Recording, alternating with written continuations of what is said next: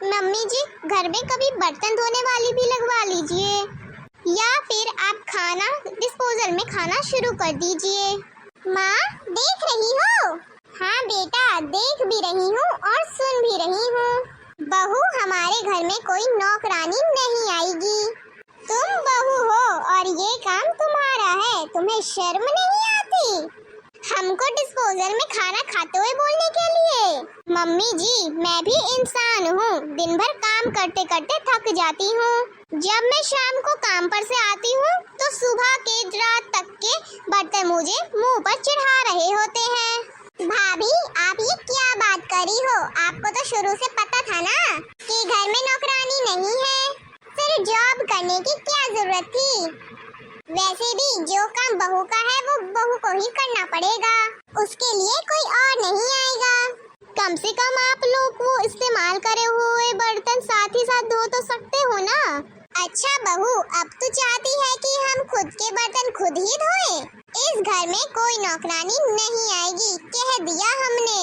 Mummy, देख रही हो ना, आजकल भाभी की जुबान ज्यादा ही चल रही है। बेटा, तू चिंता मत कर, मुझे पता है कि ये आजकल की बहुओं को कैसे ठिकाना लगाना है। अभी तो सब कुछ नॉर्मल दिख रहा है। हे भगवान, मेरा सर दर्द से फटा जा रहा है। अपने कमरे में जाकर थोड़ा आराम कर लेती हूँ। आ गई महारानी जी। जी मम्मी जी, वो दरअसल ऑफिस से आने में लेट हो गई। हे भगवान, मुझे अंदर से डर लग रहा है, कहीं बम ना फट जाए। बहू, तुम्हें जॉब करने की इजाजत तभी मिली थी कि तुम घर का काम संभाल पाओ, लेकिन अब तो पर ही निकल आए हैं। अब तुम हमसे कहने लगी हो कि बाहर से खाना मंगवा लेना, आने में देर हो जाएगी। पैसा क्या कमाने लगी हो? अपने पैसों की धौंस समाती हो। हम बाहर का नहीं खाते, खाना तो घर में ही बनेगा। ठीक है मम्मी जी, मैं घर में ही सबके लिए रोटी सब्जी बना देती हूँ।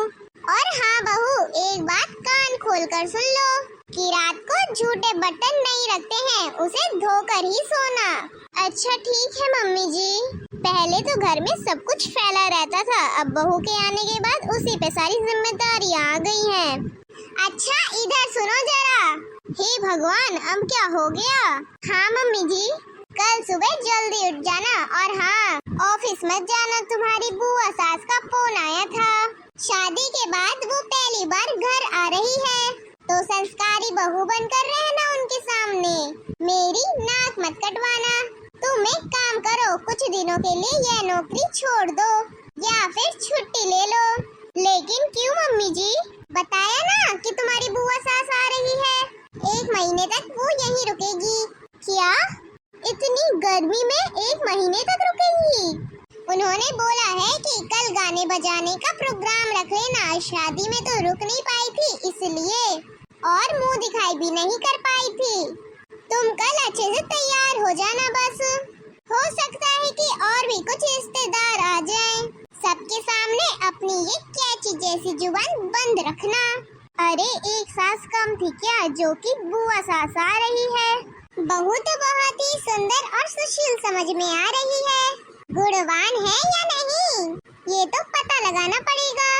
वो क्या है ना, दरअसल बहुरानी, मुझे जरूरी काम से विदाई वाले दिन वापस जाना पड़ा था, इसीलिए तुम्हारी रस्मों में शामिल नहीं हो पाई थी, तो सोचा क्यों ना तुम्हारे साथ आराम से रह कर आऊं। जी, ये तो आपने बहुत अच्छा सोचा। बुआ जी, मैंने भी आपके बारे में बहुत सुना है, जब आप शादी में आई थी तो क्या क्या हुआ था। अच्छा, ऐसा क्या सुना है बहुरानी तुमने?